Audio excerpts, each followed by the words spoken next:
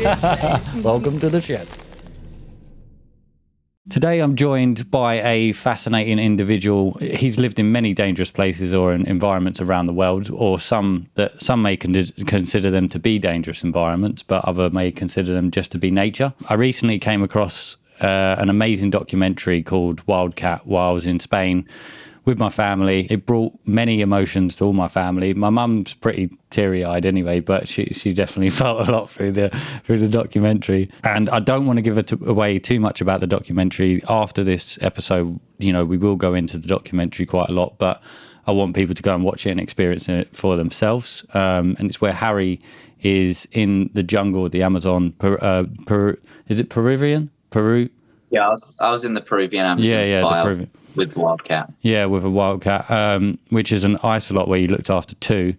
And the documentary covers, I reckon, probably every aspect of emotion. And for me, I think I watch a lot of documentaries and it's just, sometimes they're very orchestrated. And what was so good about Harry's and yours was it's just so raw and truthful. And it had such a realness to it. And I think that's why it really hits hard. And that's why I think it's such a great documentary. So via Zoom, welcome to the shed.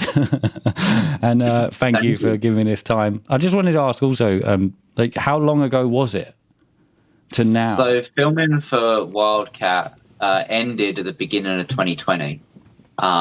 So Keanu, the second ocelot, I said my goodbyes to him at the very, very end of 2019.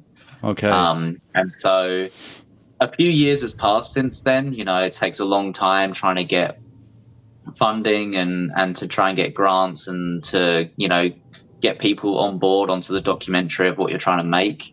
And so over the past few years, it's just been a very kind of like, it's been a crazy roller coaster. I've spent a lot of it in the jungle, honestly, because I just can't be dealing with paperwork and emails and, everything that kind of goes with making a documentary.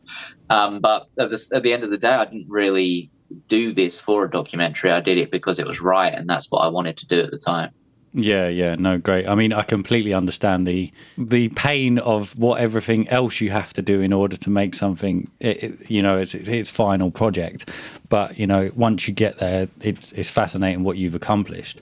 What would you say is sort of the going into the documentary a little bit, but what was the most difficult part of the production side? Was it you filming yourself most of the time? Yeah, so out of the, hour and 46 minutes, which is Wildcat, I probably filmed about 75% of it myself. Yeah. And so probably one of the hardest things about filming was the fact that I had to think from a viewer's point of view. Now, I was filming a lot of this myself just because I wanted to. I was filming because of a passion. I was walking in these jungles with a wild cat, and I thought this is, from where I have been to where I am now, this is incredible. Mm. So I just wanted to film because I wanted to make memories, and I wanted to just, I don't know, just have this to keep, And later on is when the filmmakers came into it. So it never started out as a documentary. It just started out as a project because, this cat was in need and it needed to go back into the jungle. And then coming into it with the filmmakers, it was a little bit tricky because instead of me just going out and filming what I wanted, I had to kind of like film what viewers needed to see. If I'm trying to hunt with this cat, I'm not going to record it because I want to make sure that he eats. So I'm going to put all my energy and effort into trying to, find this rodent that ran into a log, and I'm not going to record it because I wanted to, obviously have a full stomach. But when it came down to it, we needed to capture that bit of footage to make that more powerful, So I'm there trying to catch this rodent, trying to film with a backpack on, which has got batteries, it's got, a different camera in it, it's got sound, it's got audio, it's got water, it's got snacks, because I'm out for hours and hours at a time.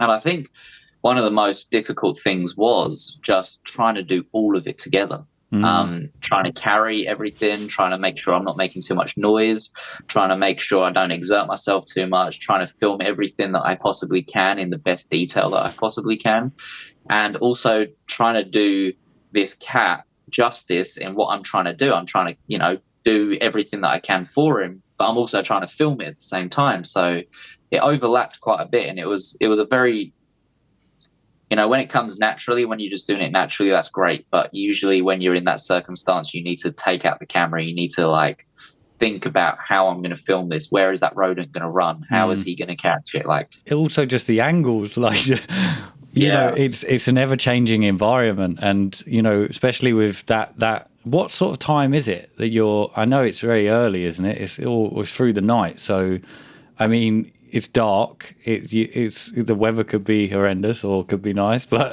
the fact is, it being dark would make me think, oh god, this is mad. Ocelots are primarily nocturnal, so they will be active most of the night. Dawn and dusk, they're kind of up and about, kind of doing what they can, but nighttime is when they like truly become like the best that they can at hunting.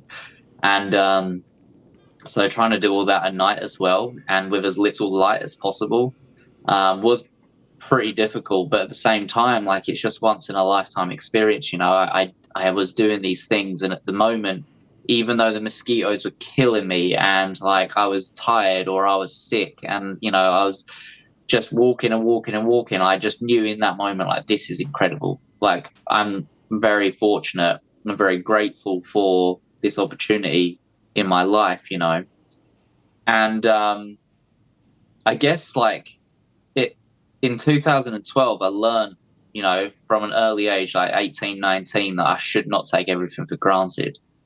And obviously in the film you see that I'm in Op Herrick 16 in Afghanistan. And I think that being in that environment humbled me enough so that when I was in the jungle, I could take these small kind of wins as great goals. A lot of people probably would have just been like, oh yeah, like I did this today, but like for me that was everything. I mean, going into sort of your background in the military and everything else, rather than looking at, you obviously left it for the reasons you left it. I mean, they're quite explained in the documentary as well, but do you think, like, obviously you must have been able to transition a lot of the training and stuff, like, to live in such a harsh environment? Like, I think there's some one part in the documentary when you're just getting bitten all over the place constantly. I mean, it's not as harsh as obviously war, but in a sense, a lot of that training in war is, and an environment of war is so, treacherous and scary that you were probably quite at home in something like the Amazon to the average person. I think that the military definitely taught me things, but I think that the jungle is so different. I learned a lot about myself from the military.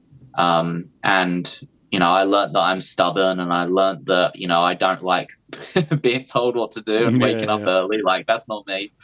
It's not many people. The military for me was a learning curve.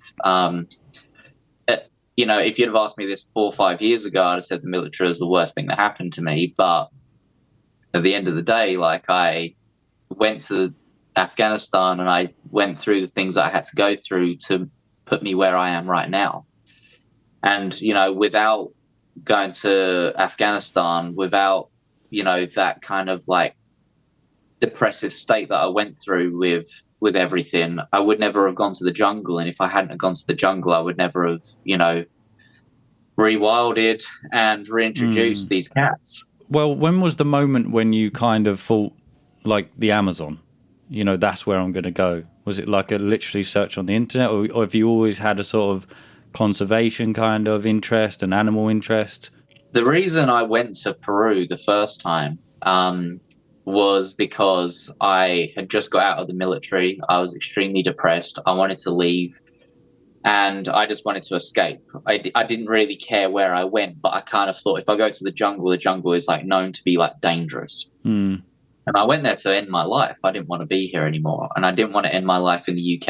I didn't want to end my life in the house that my little brother was in. So I just went to a place that was dangerous. And, if a tree fell or, something happened, then it was kind of understood why he died, But I guess the reason why I did a quick Google search and was like, volunteer work in the Amazon was just because growing up with I never really saw my grandparents that much because they lived up in Derbyshire, and I was a Navy kid, so I was always all over the place. But then I was usually down in Essex from about 10 upwards. Yeah. I would never really see my grandparents that much, but every time I would, I'd go up there and we'd go on like hikes, or we would watch kind of like wildlife documentaries, or we'd do all these kind of like, I don't know, these things that were associated with the outdoors and associated with wildlife. And, there would be times where we would just sit in and we'd watch TV, or, we'd have like a full English breakfast, or, whatever. Like, yeah, doing British things. Yeah, British things. Eating too much butter and eating too much meat, basically. Yeah. But it was like, I don't know, I feel like my background kind of like pushed me to go more towards nature instead of going towards somewhere else, that was an escapism. I just needed to be in nature to kind of like heal, and I kind of knew that subconsciously. Yeah, I mean, I think in London or whatever, you go to a park, but it's kind of like it's there, but it's not there. Outside the street with busy cars and pollution. So it's I go to the best kind of places I can go to here. There's a woodland called Trent Park, and I run there. And what I love about it is when you're in there, it's so big you can't tell anything outside of it. So you feel like you are fully in nature, And I mean, as I was saying before, the shed, it's like a little nature zen here. I think I am trying to get as close as I can to nature without fully being in it, because cities and life can detract you from that so much.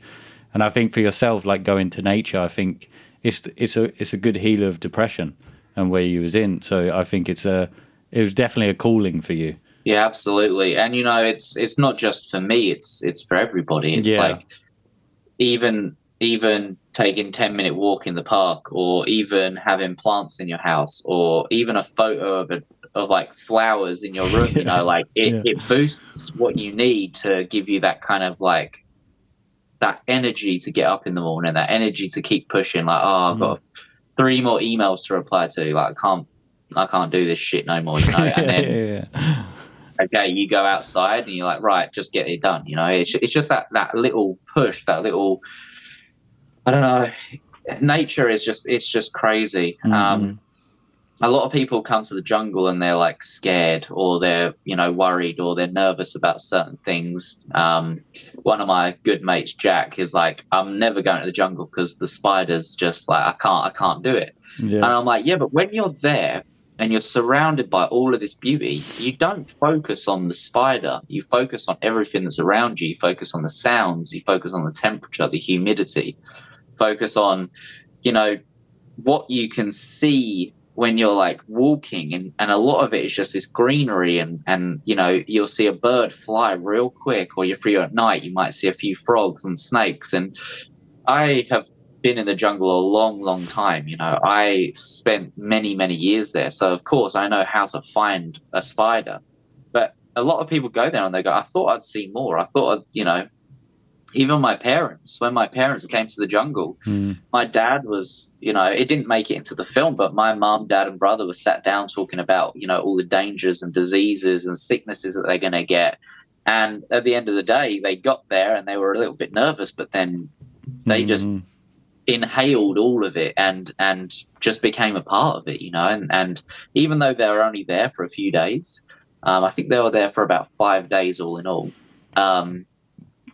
it just absorbed them into this thing, and they, I don't know, they didn't see the negatives, they only saw the positives at the end of it. The mind is very good at imagining everything more than what is going to happen. You can never really judge how something's going to play out. And I think, when you are in nature, I mean, obviously round Trent Park when I'm running, there's not going to be a spider that could kill me. But, you don't think, more people die from coconuts hitting them on the head than sharks. But you don't walk along the beach and go, oh, I might die here. So it's so true. But I mean, to be in that immersed, I mean, I think it's amazing that your family came out there. I thought that's such a great touch. And I've got 2 younger brothers in Spain, 18 and 15. And it's like, that distance, you know, watching your younger brothers grow up and everything else, it's such a great thing to see. And for him to come over there, and there was some really touching moments in the documentary. And how did you feel sort of bringing them into your environment over there? Like, because it must have been a bit of a worry for you, because you've got 3-4 people there that you've got to then sort of show the ropes and be like, don't do this, do that. You know, I think I was there for so long that I just needed that boost. I needed that. I needed to see my family. You know, at that point, I don't think I'd seen them for about 2 years. Yeah, it's a long time. It was hard, you know, and not seeing your little brother for that long and not hearing his voice. And it was, you know, it's hard. It's tricky. And so when they were coming out, I thought, this is going to be great, you know, like it's only a few days. I'm not going to sleep because during the night I've got to go out with Keanu. During the day, I'm going to be kind of like taking them out on the boat and taking them to the waterfalls and taking them on hikes. And, you know, we saw some crazy stuff. Like in the film, you get to see what I found with my little brother. But like with my mum and dad, we were out and we found a big troop of monkeys, and we saw like pottery and, you know, like some really cool things. And then a lot of the time was just me cooking and you know, looking after them. just chatting and catching up and having fun and just, I don't know, enjoying the time with them. I remember on like the third night, there was this absolutely huge storm that came over, like the loudest thunder that I've ever heard. And my mum and dad, like it was like 3 a.m. and the thunder was like striking like all the trees around us, and trees were falling left, right, and center. And we're all like around the table with like a solar light going, and we're just like trying to like listen to each other talking, and then it'll be like crash, and I'm like, right, I guess I better go check the boat. And then my dad would come down with me, and we're like with ponchos, and we're like taking all of the water out the boat. It was like a really like fun time, and like I definitely needed it, that's for sure. Yeah, for sure. I mean, and there's something with family, isn't it? You know, that kind of boost, it just happens naturally, and it's like you feel like you know you've lived and grown up with your whole family. They're the best people to know you, especially in any position in life, really. So what would you say is the sort of, you know, we've gone through sort of the dangers of the Amazon, but, you know, I wanted to edge more into like what's the sort of dangerous sides to the Amazon with sort of human traits, and how, you know, from my side, I only see what's projected through the news, which I don't believe a lot of the time, but, you know, or what's through documentaries and everything else, but like logging, palm oil, you know, different dangers of, you know, even drug running and things like that. I mean, is that anything that was around that area? There's some logging in the documentary, but was it over the period of the time that you lived there, was there anything really treacherous or dangerous that you come across?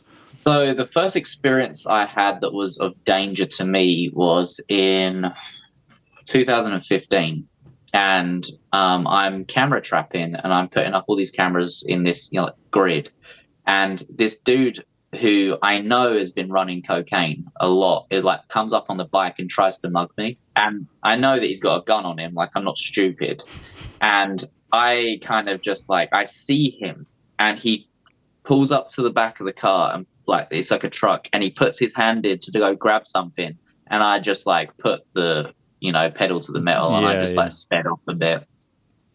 And I went back into the community and I was like, look, so-and-so, I know what he's doing and I know it's illegal. He just tried to, you know, mug me.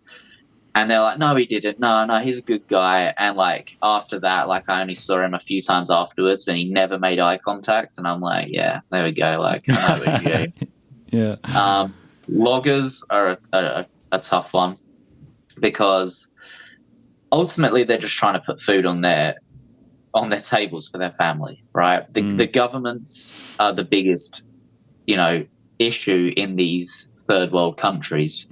And so when someone is paid pennies to go cut down a tree, which they're going to sell for thousands and thousands of dollars, it's what are they going to do if someone crosses them? What are they going to do if an animal crosses them? You know, like the reason why Khan and Keanu came into my life was because of illegal logging. They were cutting down selective trees and they were taking the babies, because they would make, you know, maybe $100 per tree that they cut down. And you can make almost $100 from an ocelot. So, you know, if they're going to cut down a tree and there's going to be a baby in there, they're going to take it. They're Like going to double. Yeah, that's yeah. it. They don't have the education, because education in that kind of world is crap. It really is. They don't have sex education, so their kids breeding kids. They don't have a government that supports them. They don't care. They just want money. And so they will take money from however they get it. And if the government is going to get money from, you know, places like the US or places like China for hardwoods and ironwoods, they're going to take that. It doesn't matter how much their people are making. It just matters how much their country is making. And so illegal logging is a big one. It wasn't in my area where I was doing the projects, but gold mining was very close, and that is extremely dangerous. If you are one Westerner, if you're white, it's even worse. But if you're a Westerner, and if you are doing scientific research and projects in these areas, you have to be very, very careful. I know 2 or 3 people who have been murdered that way, and it's horrible. Was that because they were just in the wrong place, or wrong place, wrong time? Maybe said the wrong thing. Maybe crossed someone who they didn't want to cross. You know, it's terrible.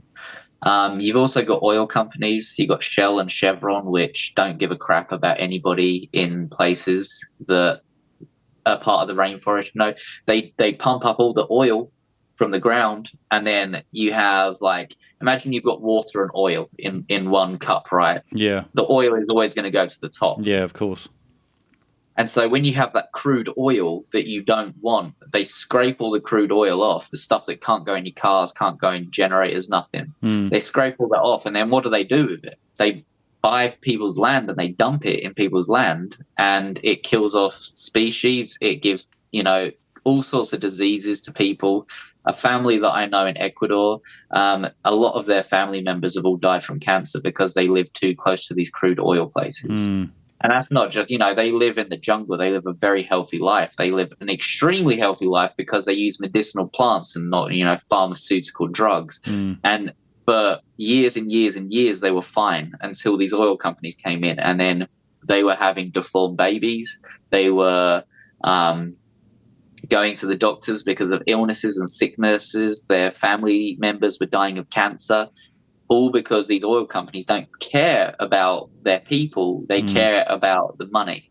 And once again, they're selling it and distributing it to different places. So the dangers are everywhere. More people. And it is people. People think snakes. People think spiders. No, you got to think about the people. That's the worst and that's the most dangerous thing on this planet. And that's why this planet is deteriorating, is because of greed, and it's because of humans. Yeah. And the effects of greed become obvious when you see it like that. I mean, I used to sell clothing, and I've been trapped in the shed, but I'm soon to leave it maybe. But the shed's been a part of my life for a long time, and I used to make clothes. And I used to screen print everything here for festivals and everything else. And I was just like, this is just endless of stock and stuff. And, you know, it was just mad.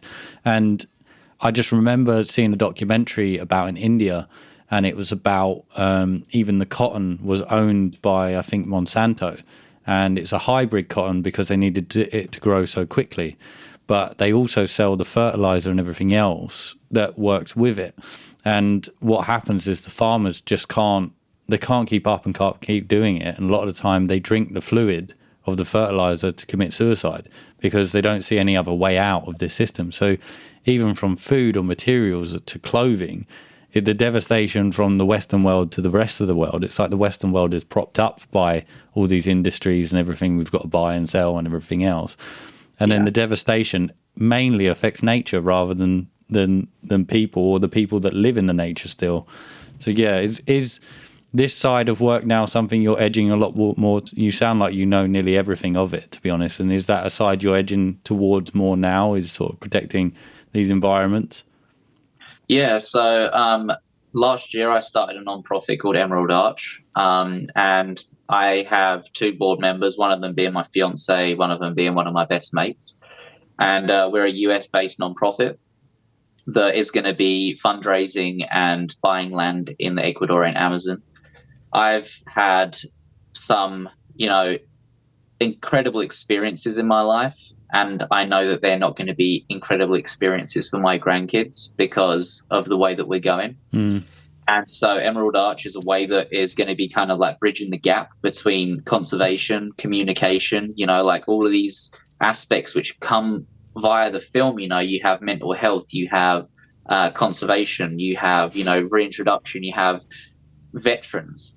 And so for me, I personally have always wanted to start something where I can help people struggling with depression. And Emerald Arch is going to have a project which is going to be like a veterans retreat. So anybody who is struggling with PTSD or anybody who is struggling with depression at the end of the day, it doesn't really matter if you served or not. There's going to be a place where you can kind of like walk a mile in my shoes. I went to the jungle in 2014 to commit suicide. Yeah. It took me about 14 days to realize that wasn't the path that I had to be on. It took me 14 days of being off my phone, out of Wi-Fi, out of service, completely submerged in nature. Day 14 came along. I went fishing with the group to catch, some fish for dinner. I'm on the boat back, and the birds are changing with the bats. The sun's going down. The wind is in my face. And I just think, why did you want to kill yourself? Why? Like, you have a family at home that love you. You have friends that love you. You have support all around you. You're in this most incredible place. You don't need to work a 9 to 5. Don't get caught and stuck in that like mindset that every kid after they finish high school has to go on and they have to go into, an apprenticeship or college or get a job. You like need that. to know what you need to do. Yeah. Yeah. You don't have to do that. And so after 14 days, I was like, holy crap, like, just enjoy myself. I've got like another 2 weeks here. And in that 2 weeks, I had the most fun, ever. Mm-hmm. And so for me, I am living proof that being in the jungle saved my life. And just alone in the US, because I'm based in the US now, a lot of the time, it's easier to get to Ecuador, and my fiance lives here. But 22 veterans a day commit suicide in the US alone. And that's not even talking about the UK, the military in the UK, the military all across the world. Now, if I can help even one person, I've done what I need to do. But I know that with Emerald Arch, we can help more people. We can save more land. We can protect more wildlife. We can even protect potentially endangered or not even, in existent species right now. Yeah. Like, there's so many avenues that we can go down. But Emerald Arch is going to be about conservation. It's going to be about education. It's going to be about helping the people who need it the most. Just following on from that, so the veterans, would they be put into a program similar to how it was for you? So they would go into sort of a conservation area, they'd look after things and also work for their process? Or is it sort of, ayahuasca treatments or things like that? Are you looking towards medicinal sides as well? Like, what would be the structure of the program for a veteran? It's something I have been thinking about a lot because I went there with the intention to die. And I don't want people to come here with the intention to die. I want people to come here with the intention of the unknown. And so when they come to the jungle, we're going to have people on the ground who are specialists in mental health, because that's a must. I didn't have that when I was there, but, I found my way anyway. But I know that it could go completely different for other people. So we're going to have mental health specialists on the ground with us. We're going to have flexible projects, which allows us to do what you want. Now, for me personally, I love reptiles and amphibians, and I love cats. Like, that's my thing. Yeah. Not a lot of people do. A lot of people like birds. A lot of people like fish. A lot of people like plants. There's so much in the jungle that you can like. Like, for example, in the film, my little brother loves insects. Yeah. And so I saw that moment. It's great. Yeah. And so when a person comes to the jungle, they're not going to be sure of what they want to do. That's going to be very clear to me because I had no idea what I wanted to do. I just know that growing up all my life, I love snakes. And so I was like, I'm just going to go and help with that situation because, it seems easy. Yeah. It's going to be very structured, but at the same time, very flexible. There's going to be times where we have to get out of bed, a certain time so that we can go and see the sunrise. And there's going to be times where we have to stay up late because we're going to go on a night walk. But depending on how that person is, what that person's interests are, and what they have struggled with in the past, is going to really determine what kind of route that we go with them. Because I don't want to push someone to do something that they don't want to do when they're also in a mindset where they don't know what to do. And their triggers as well. You don't know what might arise. Exactly. Exactly. And so it's going to be a hard process for individuals, but at the same time, it's going to be a process which suits one person. The groups aren't going to be massive because me personally, I don't like big groups. And if there's a group of 4 veterans that want to come out and they want to stay for a month, in that month, then 4 veterans might make friends. They might start talking about their experiences. They might want to do ayahuasca, but I'm never going to force that on them. I've done ayahuasca myself and I loved it. It was an incredible, but also kind of terrifying experience. Yeah. It helped me for a certain amount of time, but after that, like, I was still in the jungle and I still did my thing. So it kind of like tapered off slightly. But that experience that I had was incredible. But if people want to do ayahuasca, there's always going to be an opportunity to do that. But instead of just thinking about it as like a medicinal kind of like treatment, just being in the jungle is medicine in itself, you know. For sure, yeah. And just eating healthy is medicine in itself, and just having routine and structure. A lot of these people who are struggling, they might not have a job, they might not have routine or structure, they might just get up when they want and go to sleep when they want, and we all know that's pretty bad for your mental health, because if you don't have routine, you don't have structure, what do you have? If you don't set small goals or you don't have ambition, you have nothing. And so there's going to be structure, there's going to be routine, but at the same time, it's ultimately up to what they're comfortable with. Yeah, I mean, structure is so important. I mean, as long as it's structure that you also want, because I mean, that's the thing in nature, you can't really disagree with it, but it has its own beauty. You know, getting on the train at 6 a.m. to rush into the gym for your only half an hour of working out, to then be in an office block, to be in an air conditioning unit building for the whole entire day. You know, it's like it messes up your brain. You know, I think that's one good thing. I think with living in London, you know, it's quite a while ago for you, I suppose, or Essex in that way, but for me, I think lockdown did help people in that way, because they were so cocooned into their own house, but then it was all you're allowed to do was go to the parks, and the parks were just packed, you know, and people were like really getting back into understanding what nature is. And we kind of had this small bridge of awakening of like, oh, hang on, you know, we're off the rat race now. We can actually, you know, maybe transform our lives into another way. You know, was you in the Amazon through that period? Through lockdown? And so when lockdown happened, so I left the jungle in 2019, December 2019. I came back, I spent Christmas with my family. I then did a US trip. I came to Seattle to see my now fiance. I then went to Richmond, Virginia to see my filmmakers, and then I went down to Miami to go catch snakes. I then came back. I went snowboarding in Italy because, you know, I hadn't done anything for years. I wanted to like just get everything out. Like, I was spending every single penny I had just to like go and adventure. 3 days after I got back from Italy, I went to Ireland with my dad because he needed help at a conference. And then I flew back from Ireland to Southend, and that day lockdown happened. And so I was stuck in the UK for a few months, and I had the worst depression I possibly could. I was like stuck in England, the worst place for me personally, the worst place of all to be stuck, right? And then there was a small kind of loophole for about 2 weeks where there were flights from London to Ecuador. And I was like, you know what? Like, I need to go there. This is it. So within like 3 or 4 days, I packed up all my bags, said goodbye to everyone, and was on a flight to Ecuador. I had to get, you know, like COVID tests, and I had to, you know, show every kind of bit of paperwork possible. I get to Ecuador, and they're completely like, they just had a bad time. Like, Ecuador is one of the worst places in South America at one point for numbers of deaths.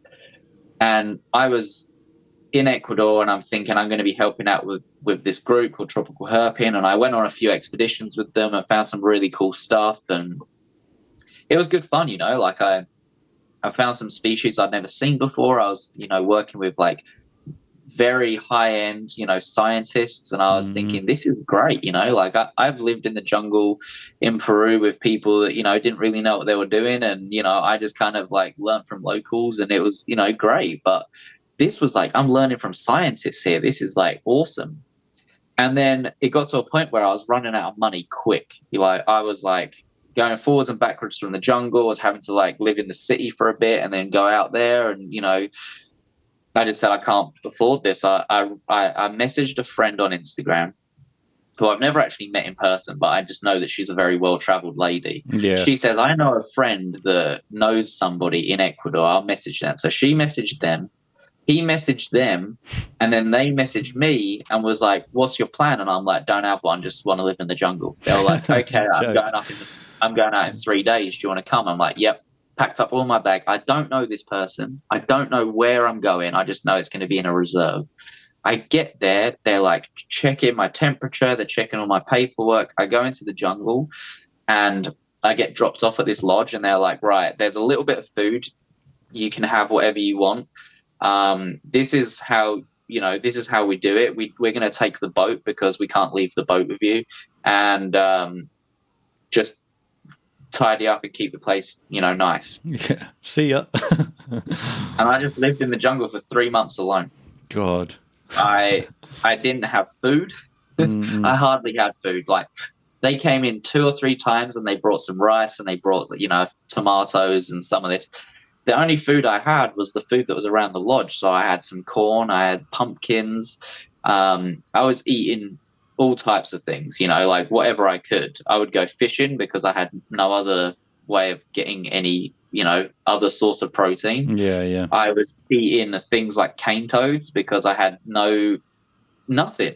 The coriander that I was eating is wild coriander growing out of the ground. And I'm just like making like a few bits and pieces and mashups, and it was incredible. Did you fast a lot? Things. Not intentionally. I would eat what I could, but if I had to go without breakfast, I'd go without breakfast. As long as I was drinking clean water, and that was always a hard one because I just had to boil my water at night time, and then I would have to like let it settle and then drink it cold the next day. But at the end of the day, I spent the majority of the worst bit of the pandemic in the jungle, and man, it's what I needed. I found some absolutely incredible animals, and it's all because there was no tourism. Nobody was in there. The only people I saw were locals, and usually they were out hunting. Yeah. Because they had no help from the government. They had no food. They had no money from tourism, so they would go out. And I went out 2 or 3 times with people hunting. And I think out of the 3 times, one person shot a bird, and it was like, but the rest of the time we were just finding really cool things. And the thing about hunting is it's a very tricky subject when you're talking about conservation. And people are like, how could you go out hunting with these people? And it's like, you don't understand what these people are going through. You're living a luxurious life in your house, eating tofu. Like, you can't talk to these people in a bad way because you have never lived a minute in their shoes. You've never walked any sort of way in their life. These people are people are native people. Yeah. They have lived in this jungle all their life. They know this jungle like the back of the hand. I personally have learned so much from people who have lived in the jungle, who are native, and who are hunters. I've learned way more from hunters than I have from people that live in the city. Yeah. Because they know the jungle. I've taught people about species of snake because they say, oh, this one's a coral snake. And I say, no. The pattern on this one looks like a coral snake, but this is a false coral snake. And when you start teaching them, they want to teach you. And even though it's kind of like a combative competition, it's a good one. It's a good one. We're learning from each other. Yeah. And if they shoot a bird and they cook dinner for 10 people and you have the tiniest little bit of meat each, like, you're respectful of what they have to go through every single day. Yeah, for sure. Like, I don't eat beef, I don't eat, certain things, but when I'm in the jungle, if someone serves me something that they've killed, I'm not going to say no. Yeah. And a lot of the times, like when I was in them situations, like either alone in the jungle or with these native people, or that is the times where I've like learned the most about myself, my mental health, or about the jungle itself. Mm-hmm. Yeah, I definitely agree with your point there as well. I mean, I've been like veggie vegan for like, I mean, my mum lives in Spain, so it's pretty impossible to go vegan there because it's just, if I go to a restaurant, it would literally be one thing on the menu and it would probably be pizza. But how I look at it is like, I'm not, I'm in a position where I can do that. But how I look at it is like every environment's very different. And if you're living in a place, I mean, we have eaten meat for many, many years, forever, and also you got to look at like everything in the UK now is just on abundance, and it's like nothing's seasonal anymore. You haven't got like pheasant season or chickens or turkey. It's like it's all the time, and I don't think the body's meant to be eating this all the time. And I think in the jungle, I don't know, you would know more than me, but there's times where you can't get the right vegetation. So meat would be the best sort of substance because one, it's fatty as well, so you can store it for longer. So there's definitely environments where I completely agree with it, even being veggie myself. But being in this country, I'm in a position where I know factory farming in the industry for what it is. And I have the choice because I don't have a bow and arrow, and I don't have to go and hunt at night. So I completely agree with that. I think anyone that is not agreement with the lifestyle of people that live in these environments, then it's a small form of ignorance of not knowing, really. It is. And, a lot of people that are uncultured in travel and travel to not just like Italy or Spain, but travel to like the deepest parts of the Amazon rainforest, where if you wanted to go and have a Impossible Burger, you would have to travel for 5-6 hours to maybe get something which is very, very similar. Yeah. If you're living in the jungle, you make do with what you make do with, and it's interesting because the film does it. The film is, about mental health. Mm-hmm. And I have never in my entire life of living in the jungle seen someone who has lived in the jungle all their life who struggles with depression. I've never seen it. Mm-hmm. I've spoken to people about it because I've had down days and they say, why are you sad? Like, we have all of these things around us which are amazing. And it's like, these people who, judge all these other people are very, very depressed, And the people who are living their life just day by day in the jungle, doing what they want to do, are the most happiest people I've ever met. And I think being surrounded by native people who are extremely like happy and, yes, they have religion, a lot of them have got the kind of like Christian religion in them. And they thank God for, everything that they get, but who knows? Who knows what God is really? Yeah. Is God the rainforest to them? Is God this man in the sky? Is God this feeling they have in their stomach or hearts? Like, yeah. They're the happiest people I've ever met. And every time I go back to them, it's always a pleasure just to be around their happiness and their presence. Would you say the main thing it's kind of taught you amongst many things is to how to be present-minded? It's taught me not to be so narrow-minded. It's taught me that, don't look at it just from your perspective. Look at it from others. When you're in that moment, live that moment. But when you're not in that moment and you're judging or you're thinking, negative thoughts, think about how others are going about it and how, if I was in this person's shoes, how would they deal with this situation? And I especially think about that with some of the people that I've met in the rainforest. And they don't worry. They don't have to worry, really. They worry a little bit, because everyone has to. Yeah. They don't worry about specific things, like that we worry about. I don't know about you, but I worry about money. I worry about, upsetting or angering people. I worry about small things like podcasts because I'm like, what are they going to ask? You know? Or I worry about, you know, certain interviews because, you know, it does get nerve-wracking. I do get scared about going on and talking about my life. You know, even though I made a film about my life, like that was very much why you were living it as well. It just came naturally. That's the thing. Yeah. I didn't make a film about my life. I just happened to capture the correct things at the right time, which made a movie. Yeah, that's it. I mean, it's great that you did, and I think nerves are great once you realize what they mean. You know, because it's your nervous system going, yo, we gotta get ready. You know, like, and like you were saying about your family coming over, you know, they've sort of manifested this kind of, you know, this might happen, that might happen, this might happen, and all it really is it is what it is. Like, what's going to happen is going to happen, you know.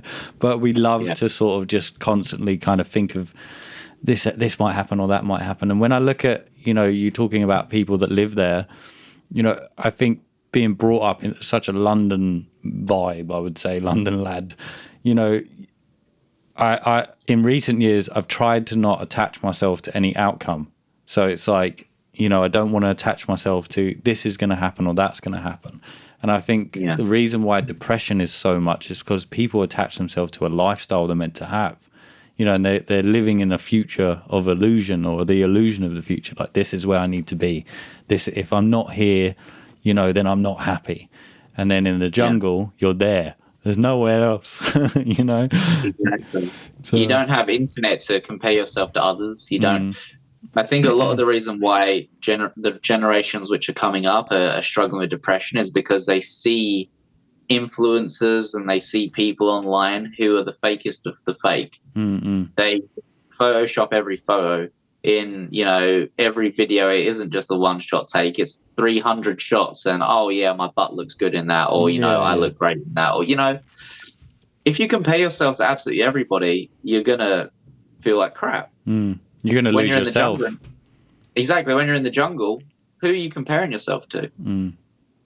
You're trying to become like an elder who knows all the medicinal plants. You're trying to, you know, work with non-profits like my one because you want to do something for the jungle and you want to earn a little bit of money and do some good so that, you know, you don't have to go out hunting or cut down trees. You can earn a living on tourism. Now, I'm not going to like specifically like work in tourism because I think that, you know, that's just a waste of my time. But if people, like, say, for example, you wanted to come out and, you know, with the money that you're going to spend, you'd spend some of that on a flight and then you'd spend some of that on food, accommodation, and, you know, whatever's going on. Now, if I'm guiding you for a day and I'm doing this, you know, I might get paid a little bit, but these people that live there, they're going to have a salary, you know, they're going to have people paying them. And then if, you know, you give them a tip at the end, they would be, you know, honored and great, you know, so grateful just for that, like, you know, 20 quid tip, you know, something small like that. Yeah. If I can give a lifestyle to people and I can give like a reason to do good in conservation, I can give like a reason for people to come out as well. There's I don't know, there's so many options that are gonna arise from this. So many. And I'm extremely excited about Emerald Arch. Like, it's new to me. I've spent a lot of my 20s in the jungle. I'm 29 now, 30 this year. Happy and birthday. I think that the next 10 years are going to be just focusing on getting Emerald Arch up and running, set, making sure that the people on the ground are getting everything that they need, making sure that they're not being, you know, taken advantage of or anything. Because I know a lot of companies do that.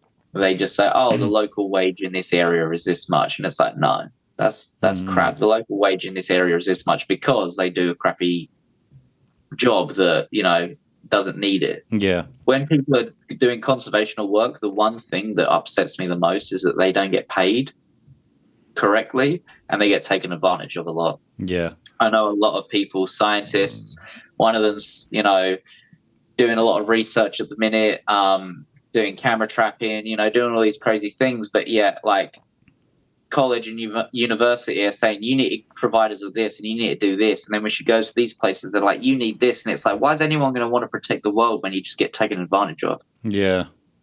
You need an environment where you can go, you can do your scientific research, you can educate the locals, or you can do an educational paper where other people can read it.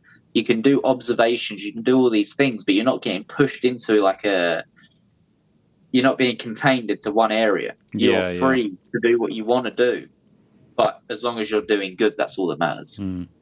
So would you have to get permission from governments, or would you buy land, or would you, like, how are you going to sort of integrate the program structured as an area basis? Like, where these people are going to go? Is it going to be owned by you, or something you're going to do with locals, or? Yeah, so with a nonprofit via the US, we can actually buy land via the nonprofit in Ecuador. I have a very good friend who's a lawyer and is a lawyer in environmental sides of things. It's mainly to do with land. And she is going to be able to help us find the plot of land which is specific to us that we want, help us buy the land with the nonprofit. And also we're going to be doing, because when you buy a plot of land, a parcel of land, you can't just buy it and leave it, because it'll get taken over and people will cut down trees. So you need to have like a place to live, and 2 park rangers to patrol it.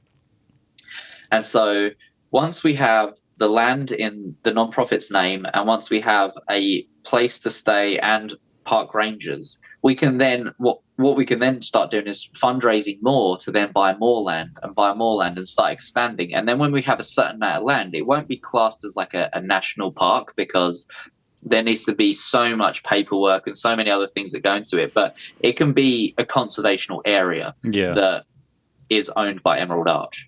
And with that, we're talking, in the next 10 years, we could have a lot of land that we're not just preserving, but we're also conserving, and we're reforesting and doing all these things with.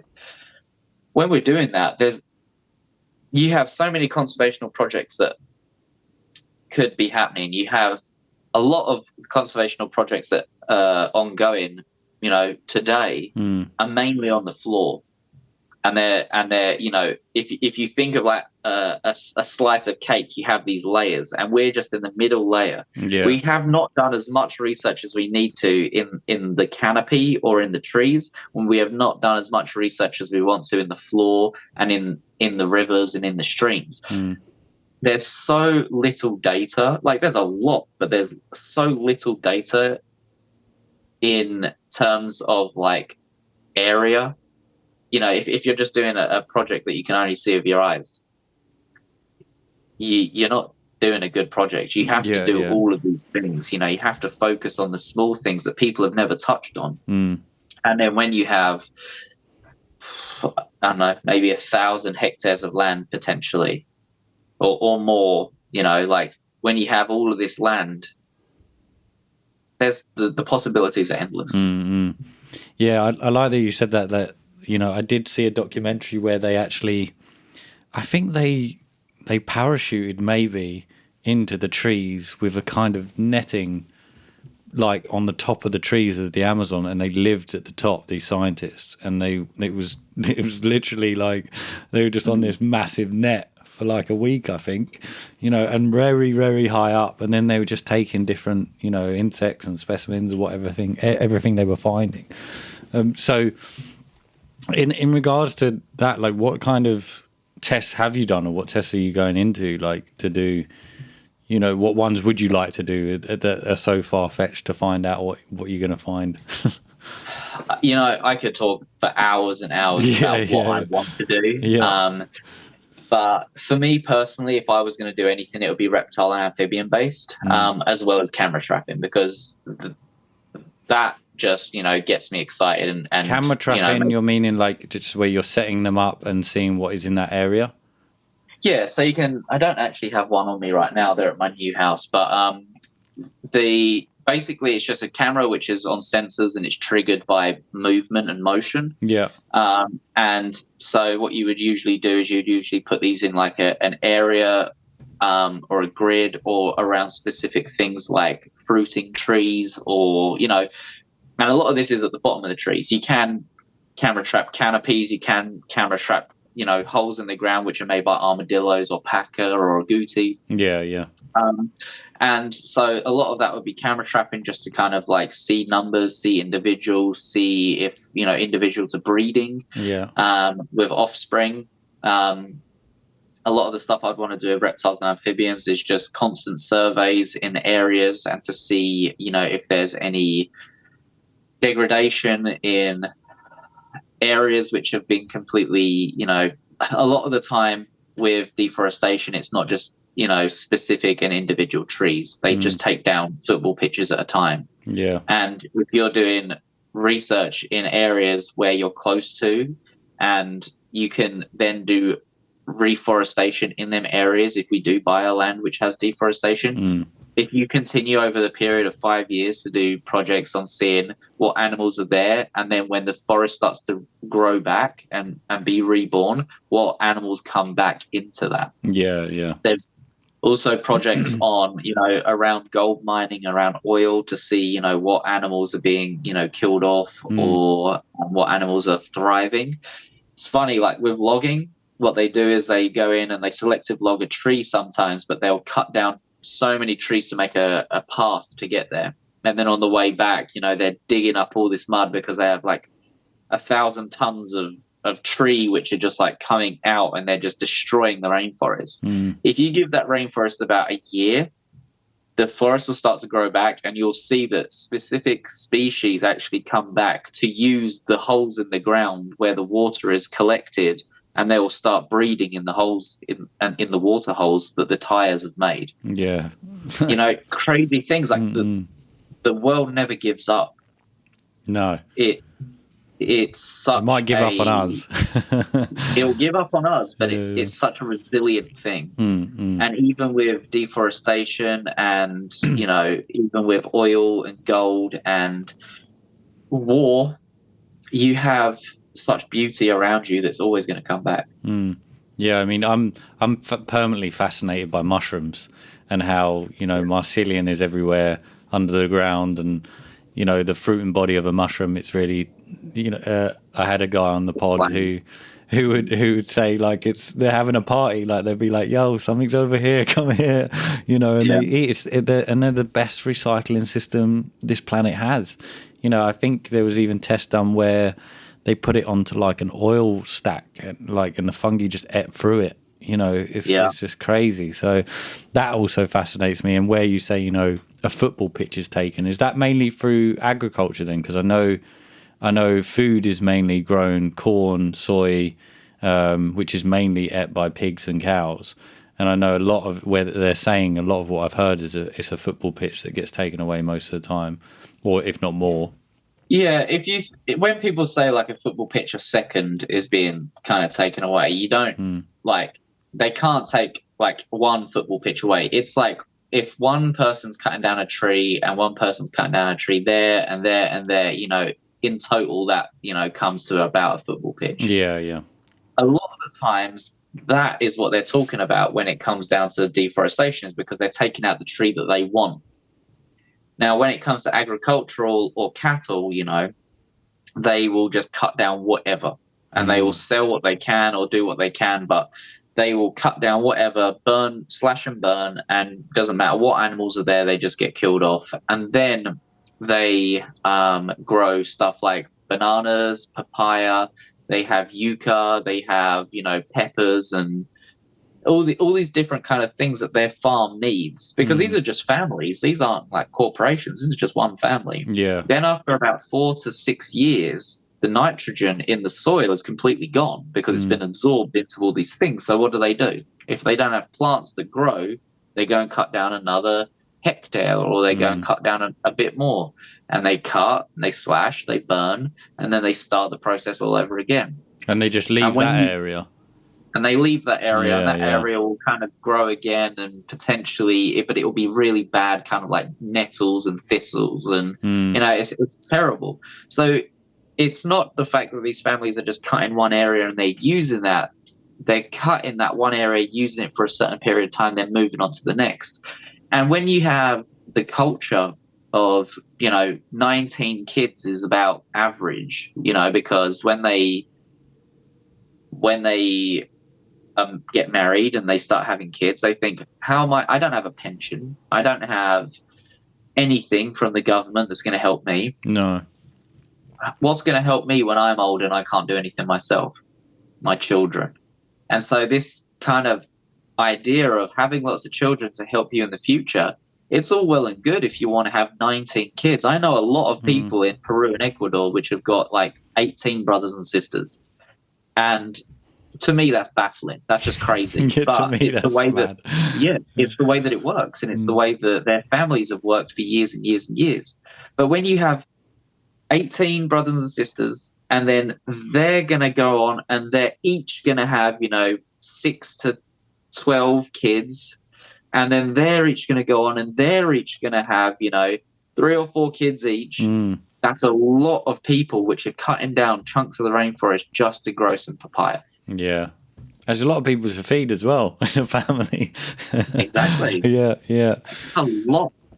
But it's the mindset, it's the culture, the lifestyle, and it's the fact that they don't have any support from their government. If we could really do anything good with the world, it would be to make the government less greedy and make the government help the people that they need to the most. Yeah. That's it. Yeah. Sex education in the fact of, sustainability and just so many other sustainability or sustainable ways that we can live as humans, not just like live as parasites. For sure. I don't know about you, but for me, education here, even though it's, a lot better system built up, you do have sex education, you do have certain things like that. For me, my mind was blank in school. Like, I just wasn't interested at all. I used to draw in books all the time. I used to just graffiti girls' names, and that was about it. I had no interest in any of it. And I feel like there needs to be. I was at a meal on Sunday with my family, and my brother was trying to get across to my mum about having dyslexia and that he doesn't take in the information the way they're putting it across. But then her sort of avenue was, you're just too lazy for it. But I'm like, now, if you said that 15 years ago when I was in school, they didn't know dyslexia in the same way now. I said, it's not a disability or anything. He just processes information a lot differently, and it's probably going to be audible. So, yeah. I mean, for you, was it like these later years? Because for me, these later years have been like, I'm actually alive. School for me was very much like, I'm not alive. I'm just like getting through it. Yeah, I got in trouble a lot. I was the class clown, I got into some stuff I should not have been getting into. I don't know, like, I never learnt the actual things I needed to learn in life. I don't know about you, and I know a few of my friends possibly have with university, but I've never used algebra in my life. I'm not an engineer, I'm not that type of person. I went to a language college in Essex, and I have dyslexia as well. And they said to me, you can't do a language, you have to do extra maths and English. And I was like, why? And they're like, you got 3 out of 10 questions right on your French exam. And I was like, yeah, but I don't want to do French, I want to do Spanish. Yeah, but if you can't do French, you can't do Spanish, you've got to do extra maths and English. And I'm like, you know what, these people don't care about me. Like, I was in a school which had from year 7 to year 11. So, you've got about 5 different year groups. There were 360 kids each. How is someone meant to kind of like cater for every single individual? It's not. You can't. And so that was tricky. I was always getting in trouble. I didn't care. I couldn't do homework. Like, if I did, I would try my best, and then they'd always just give me detention because I didn't do it good anyway. So what's the point of me doing it? Like, I didn't want to. I found that when I went and started building, because after school I went into the kitchen. I went into, cooking in a kitchen, and I went into construction before I went into the military. And then when I was out of the military, I did a little bit of construction and worked in a kitchen as well. But I found that when I was in the jungle and I was learning hands-on with things I was passionate about, that's when I started to learn. Yeah, of course. I could actually take knowledge and information in, because I was like, holy crap, like, this is crazy. I want to know more about this. If I'm learning about numbers on a page, and I'm learning about, Henry VIII's wife who had an affair. Yeah. To me personally, I don't give two shits about that. That's No. Yeah. I couldn't care less about Henry VIII. I couldn't care less about religious education. I understand that there's going to be people with different beliefs, but for me personally, I don't have a religious belief. I believe that, we need to all be good together. And I think that religion is the cause of most wars and most conflicts. Mm-hmm. And, I've got friends which are Jewish. I've got friends which are Muslim. I've got many friends which are Christian. As long as they're nice people, I don't care. Yeah. And there's so many things which you learn in school which don't matter and just make you feel stupid. They make you feel stupid. Yeah. But when you're in the real life situation, being in the jungle and learning about certain things, or traveling and learning about different currencies, and that's when you start to really become the person that you want to be. Yeah. When you're in your element, for sure. And just to add to that, I just don't think that school gravitates towards finding a person's passion when they're 4 years old, or finding when they're 13. Like, it's very much, this is the system, this is what you need to learn, and this is what you'll get out of it. And if you fail, then see ya. It's too much. What did you want to be when you were younger? I had no idea. I literally left school and I just went straight into building with my stepdad, and he had a crappy firm, and it was not what I wanted to do at all. And I've kind of always even with this, I'll still be like, well, I don't know what I want to be in 10 years. The whole big question of what do you want to be when you're old, and that kind of sit down you have with your parents if you're lucky enough to have it.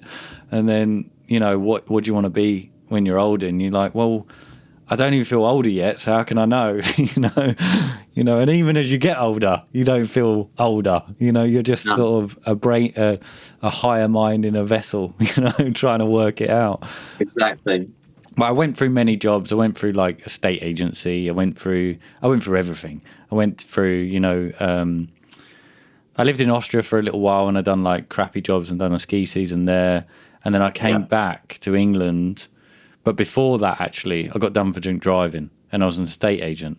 And I think I got done for drink driving purposely, not purposely, awake, but subconsciously. I think I wanted out of that life.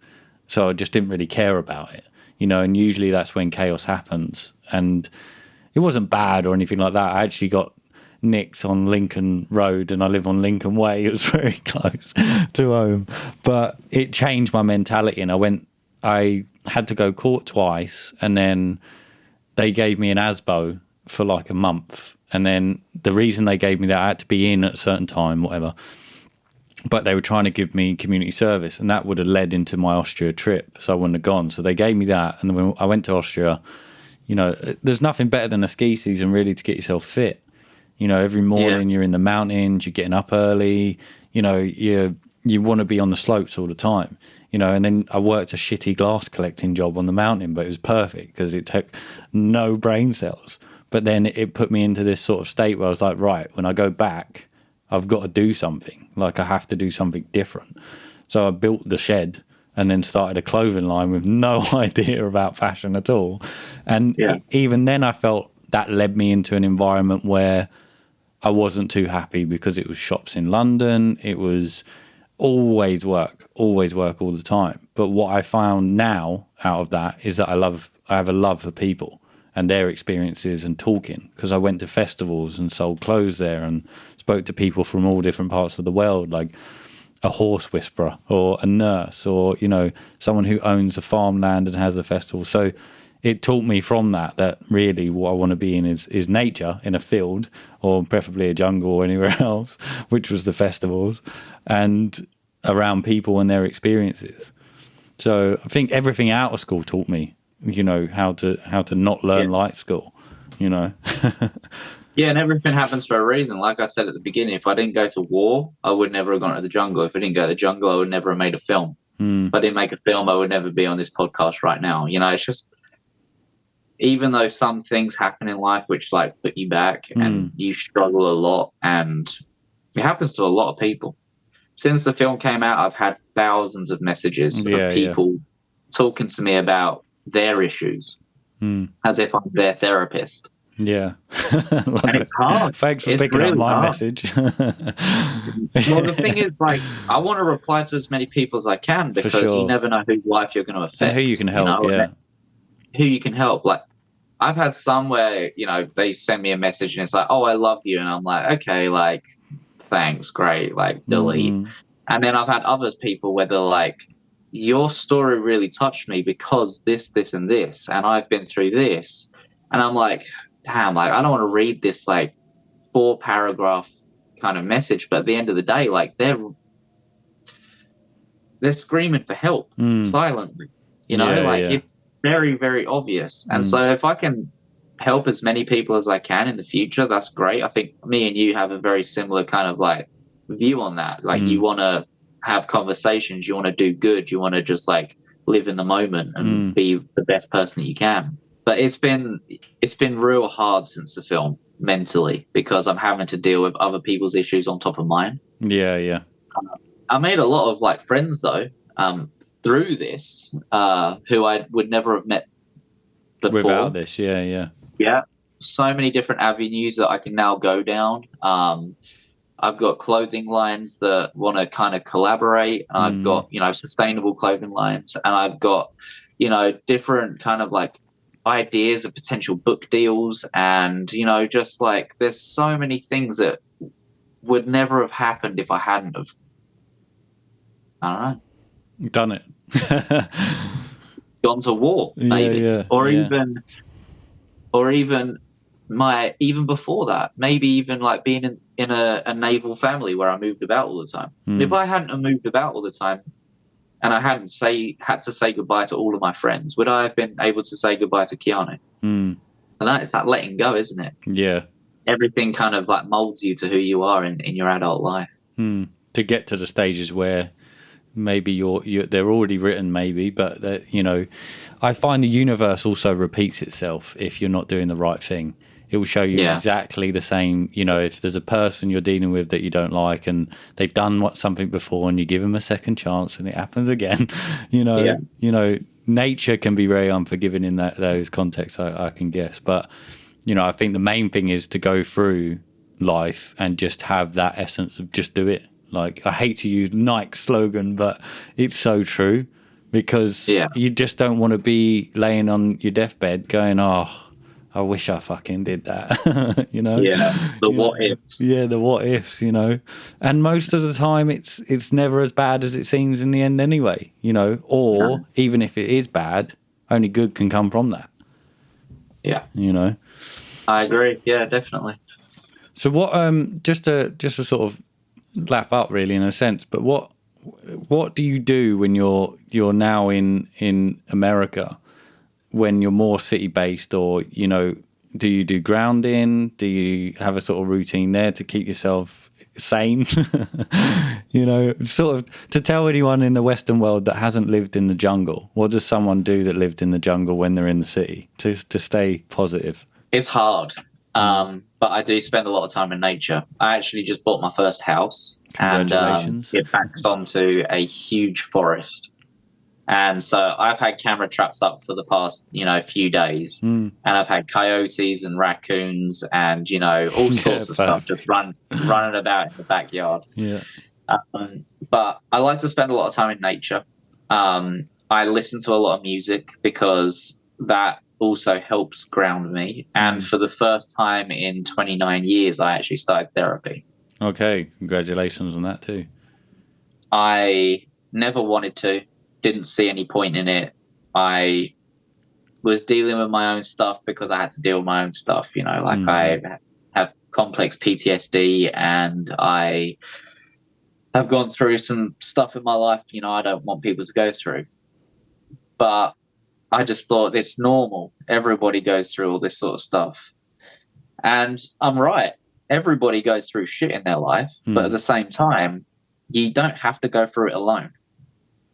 And it also shouldn't be up to whether it be your mum or dad or your other half or, your best mate to be that ear, because that's unfair for them. And so I started therapy a few sessions ago because I didn't want the weight of the film to impact my relationship. And I didn't want the weight of the film to put me in a hole again that I've just kind of crawled out of. And I've learned about mindfulness. I've never been one for meds because I don't think meds are for everybody. I think they can be, but not for me. I learned about a different type of meds, and the M stands for mindfulness, the E stands for exercise, the D stands for diet, and the S stands for sleep. And that meds works. If I'm finding the vignette around my eyes are kind of closing in and I'm thinking, shit, I'm going into like a darker place, I use my hands, I use my senses, because my senses are highly heightened from Afghanistan and from living in the jungle for so long. I can see the smallest of insect on a tree. I can hear the smallest sound from miles away. All I need to do is I need to be like, right, I'm starting to feel like I'm going in a dark place. I can feel, I can smell, I can hear, I can see. Okay. Then I just need to think about, am I tired? Do I need to eat? Do I need to do all these things? And it's just learning your body. When you can learn your body and learn what your body needs, it's so... A craving isn't just a thing that you want to eat. A craving is something that your body genuinely needs so that you can become happy. Yeah. It's not like a malnutrition of salt or sugar or anything like that. It's like I'm craving love or affection or sight or sound or smell or sleep, or I'm craving a run. It's like all these things. It's like if you can learn your body, then that's great. With music, I just listen to music because it kind of like brings me down to that place. I don't know. Being surrounded by people which actually care about you as well is very good. And having small goals. I have these goals now for Emerald Arch. I have these goals now for myself. I don't necessarily have a great structure, but I have a structure which suits me. I just do good, like I just want to do good for people. I want to do good for myself. I want to do good for the environment. And at the end of the day, like, we're all going to die.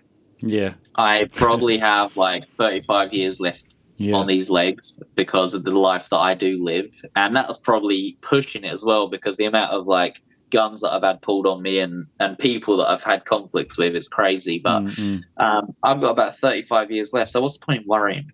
I just got to get on and do it. And money's money at the end of the day. Experience is better than anything. And if I can do things in the jungle and have these experiences with myself and with people and with animals and, all these things, then that's great. But while I'm in the US, I just have to have these small goals and spend as much time in nature as possible. Yeah. Yeah, no, I love that. And just to add to that, where you said that your senses are really heightened now, do you think like the body, I think the body evolves in many different ways. And, I've spoken to like a breatharian who hasn't eaten for 2 years, and he says it's very much in the mind. I've looked into researching through things like that. But do you think like from being that in that amount of time in the Amazon and in the jungle that your senses just completely started to adapt to all the environments so much more and evolved in their own sort of senses to someone that's not around them? I think that they were tweaked in the jungle. Yeah. I think that beforehand, the reason why I didn't do good in school and the reason I didn't fit into the normal kind of 9 to 5 society is because my senses were also already heightened. Yeah. And I would be in class, but I'd be listening to a conversation behind me as well as the teacher in front of me. Or I would be doing something and I'd, see something out the window and I'd just be kind of like looking and get distracted.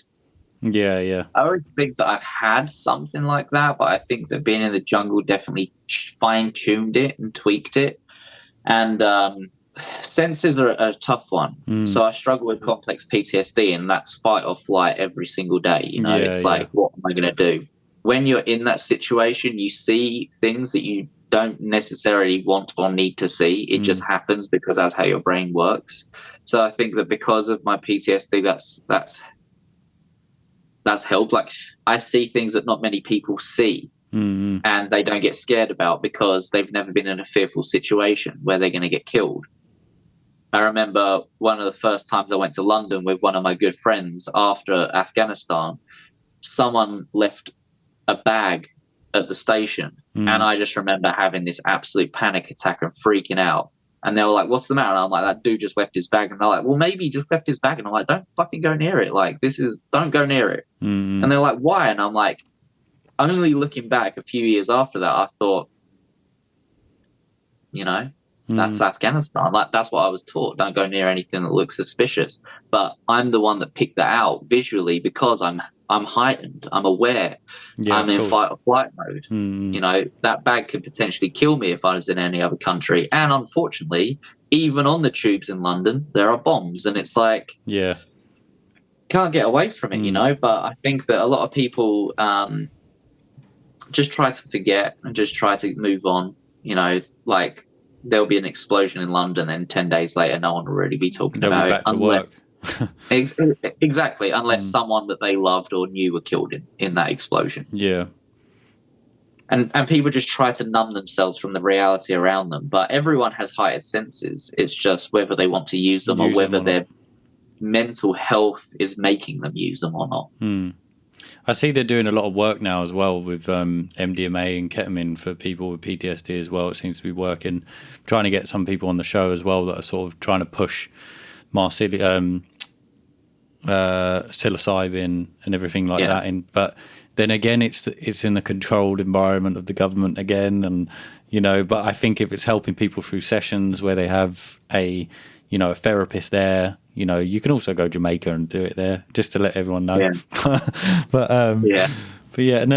no, it's been great having you on the show. I do ask everyone a final question. It's a bit of a deep one, but I don't think you really struggle with deep conversations at all. But it's, what is reality to you? Yeah, it is a deep one. It is a tough one. Reality for me is living in the moment that you're in with the most incredible sensations.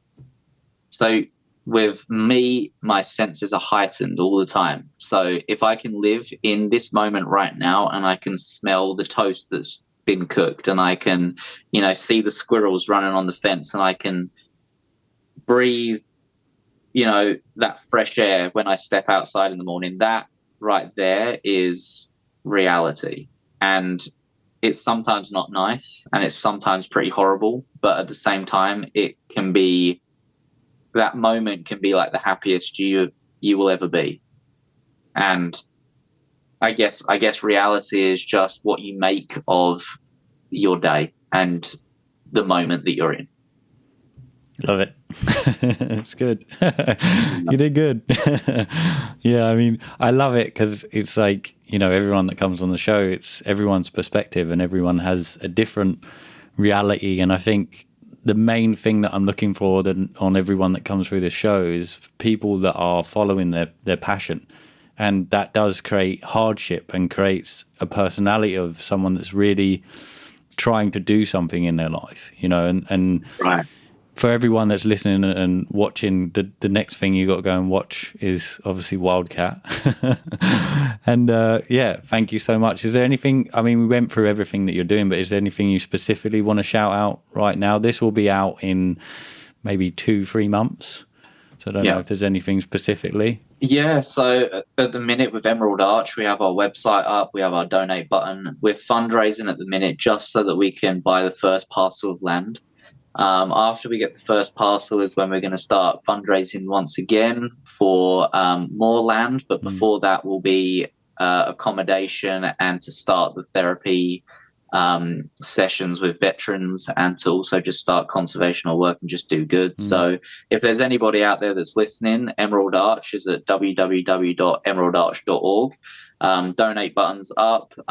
You can also ask me any questions via that or via my Instagram at Harry__Turner. And yeah, just want to do good in the world. And, you know, I can only do that with the support of every single person. And just hoping that in the future, then people that support me can, you know, do good themselves as well. Yeah, pass it on.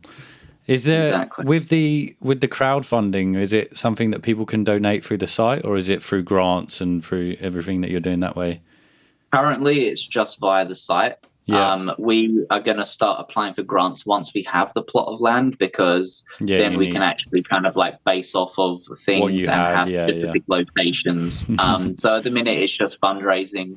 I'm going to be doing a few more podcasts. I'm going to be doing a few more actual talks, public speaking, and hopefully get donations that way. But I have a unique story to tell. I want to tell it, and I also just want to do good in this world. And I just know that there's a lot of people out there that also want to do good but don't know how to, and Emerald Arch is a way that they can go about doing that. Yeah, brilliant. Well, you heard him, everyone. Go to the site, donate. No, thank you so much. And again, it was such an inspirational documentary to watch. It's definitely my favorite documentary to date, and you know, just an inspiration to see. So I hope everyone else can go and see it. But thanks. Cool. Thank you very much. I appreciate it.